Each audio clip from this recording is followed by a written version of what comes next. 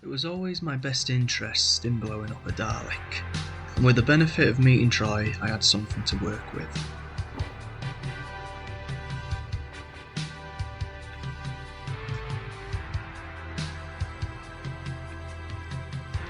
But due to funding and lack of knowledge, this was not the case, and the project was nearly entirely dropped from production.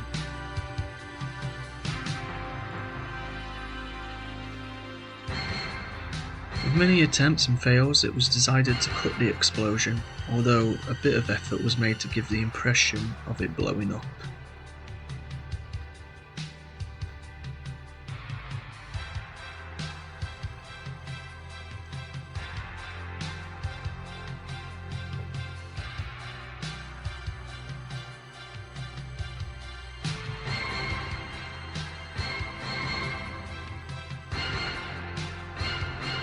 With new ideas and materials, this part is about the new methods that will result in a big bang.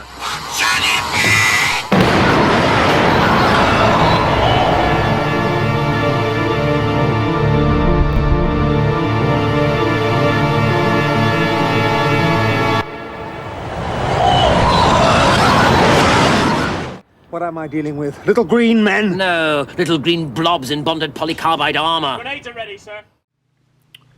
Hello everyone, so judging from the title, we're on about the pyro props for Remembrance. Well, not Remembrance, for Vengeance of the Daleks, sorry. I get confused because of what Daleks I'm doing. So basically, what we're going to do this time, as you've probably seen from Imp1J, from this intro, the idea, I always said to him I wanted the idea, you know, to blow up a Dalek, you know. Yes, it's cool to have a Dalek in a shot and everything, but I wanted to do the actual, you know, explosion. Now, sadly, there's no pictures, not that I can find, or any footage, because of course, Troy did delete everything because it was on his phone, sadly. But this time, like I say, we would be getting a lot more behind the scenes work for the second one, or if anything in the future that we do, anything ambitious, I will be doing a lot of behind the scenes stuff so people can see that. I did do a lot of effort, as you probably saw from the episode. I made the mutant, I did make a second dummy dome for when it blew off. It was made from plaster, you know, really rough around the edges, because of course this is what happens with props when you're making a copy for only damage purposes. So yeah, that the original idea was I was inside the Dalek, of course, because we didn't have no pyrotechnics or any explosive charges, because again, this was early days, I didn't know where to get hold of any, and of course wouldn't be allowed.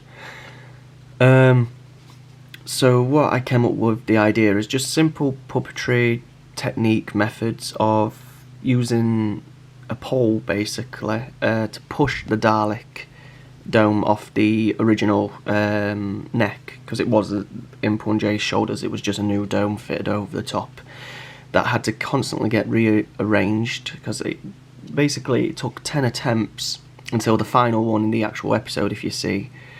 The idea of the stick giving the dome momentum didn't work. And the reason behind this was because of the Imperials having the A-frame design and that bolt at the top, it meant the dome kept catching on the bolt, sadly.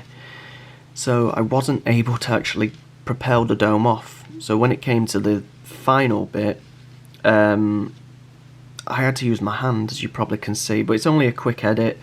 And again, we didn't have any software or anyone to help us with the explosion, so that's why it fades to white, and next shot is the destroyed Dalek. So yeah, there wasn't really much, and again, the whole point of why I'm going on about this, I wouldn't want to have that in my official, you know, really expensive episode, because it is going to take a long time. Troy wanted to get this thing done within a few weeks and months, because he wanted to do it each year. So that was the reason behind. It was a cheap alternative. But I was quite happy with it at the time. But again, as you've seen from the intro, I have got a method now for actual blowing up Daleks.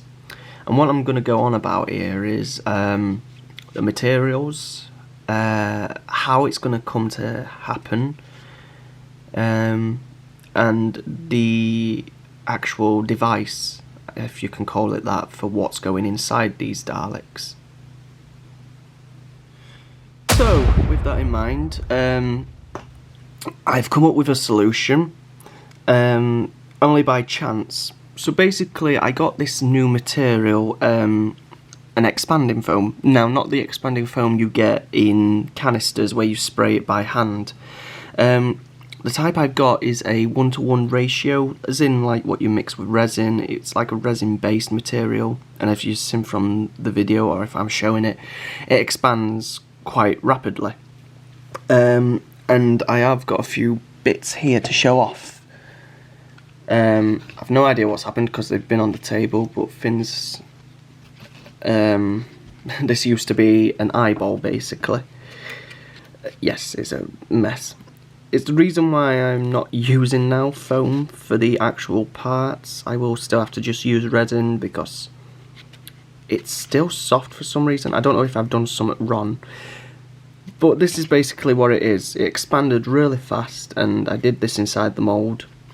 This is one of the Imperial eyes. I did a second attempt, but first adding gel coat to the actual, as acting as a skin, and then this is what I got for that. Still not perfect. I mean, it's a much more improvement to the, the first one, but I wouldn't be able to sand it down, unfortunately. The idea was this so that it would make it lightweight, because this really, it's really lightweight. Now, if I was to do that with the other one, the resin one, it would really hurt my finger. So it is really lightweight, but the only downside, like I say again, there's then cracks from when it expanded and pulled the gel coat apart with it not fully cured. The front of it's really hard, but if I was to press my thumb into it, you can see that little dent there, and I don't want that. So instead of, having a tantrum, I'm thinking, I've just wasted 26 quid here for, not a lot either, for foam. Oh, what was the point of it, But then I had an idea and I thought, wait a minute, actually, yes, it does dint, but I do recall from watching an episode of PB Props when he went on about the moulding of the props here. Well, not this one, but this one. That sequence was nothing more than a simple bait-and-switch manoeuvre. The oldest trick in the book, really. Obviously, the BBC didn't really want to destroy their beautiful new Dalek props that were only built a couple of years earlier and adapted for this adventure, so at the right moment they substituted in a couple of lightweight pyro props for all the explosive action. To start the sequence, the hero renegades trundled very slowly and a bit wobbly into shot. The angle cuts to the special weapons Dalek getting itself into position, and then firing. Then, when we return to the renegades, they're now the two static lightweight dummy props that go off in a blaze of fountainous debris and fiery glory.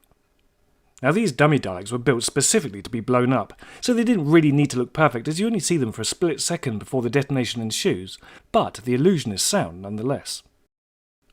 This Dalek image is simply for illustrational purposes only, but let's just say that it isn't one of the hero props and that it is actually one of the pyros. From the base to the top of the neck, rigid foam was cast into the hero prop moulds, which resulted in a lightweight casting that was also very brittle, perfect for being obliterated by the explosive force of the pyrotechnics. And judging by the explosive pattern, the BBC's pyrotechnician probably used deck cord for that. The dome and the eye, however, were lightweight vac forms pulled over a fiberglass casting in thin, stock grey ABS plastic sheet. Once all painted up, you'd hardly be able to tell the difference in that fraction of a second before they ceased to be, and best of all, being made from such materials, if, God forbid, that fragments of them did hit people or property during the gag, the likelihood is that no damage would be caused. And what they did was, the Imperials, as you know, had moulds and everything, and the slats and everything was moulded into the cast. They took the moulds, which I'll have, of course, and they did exactly like this, I believe. Not the same material, because this is 1988, probably had something different. but added gel coat as a skin, I would have thought, and then sprayed in the foam, so then it added a bulk, you know, to the fin, so it wasn't a hollow piece. What that meant was it would become rigid enough to hold the item, but when they put detonators inside, it would actually, you know, because if you tried putting it in the inside of fiberglass is not indestructible, but it's very, there's a word, but it's very, you know, it won't get damaged that easily. It's very, I can't think of the word. There's a word for it. Resistant. Very resistant against it, so that's why a lot of props are made from it. It's very forgiving, it's very strong, and it's lightweight. However, with this it's very lightweight, but it's not very strong. So I thought I can use this for making the dummy props on the shoulders, the neck.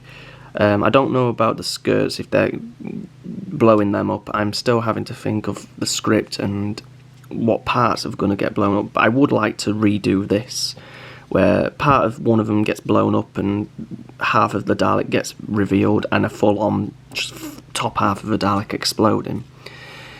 So this is the reason behind the foam and why I've done a video about this. This is what it looks like when it poured out of the mould, so it is great for, you could probably use like lots of this and then spray some more foam over the top to create a mutant of something, which is what I sort of did with Imperial J's top half, which is still in the garden, but we are junking a lot of stuff very soon, as I do need a lot of room, and I'm starting to fiddle with things. So yeah, it came to mind that I can use this foam for making the pyro props. Now, it's got a 6 month shelf life since opening. So hopefully by then I will have got my mould complete, which I'm starting to save up now. I'm not really going to be doing that much I'm going to do little bits, but at the minute I want to save up to create the shoulders, because they're sitting there and I want to start on making the mould for it, so I am going to start saving up for that.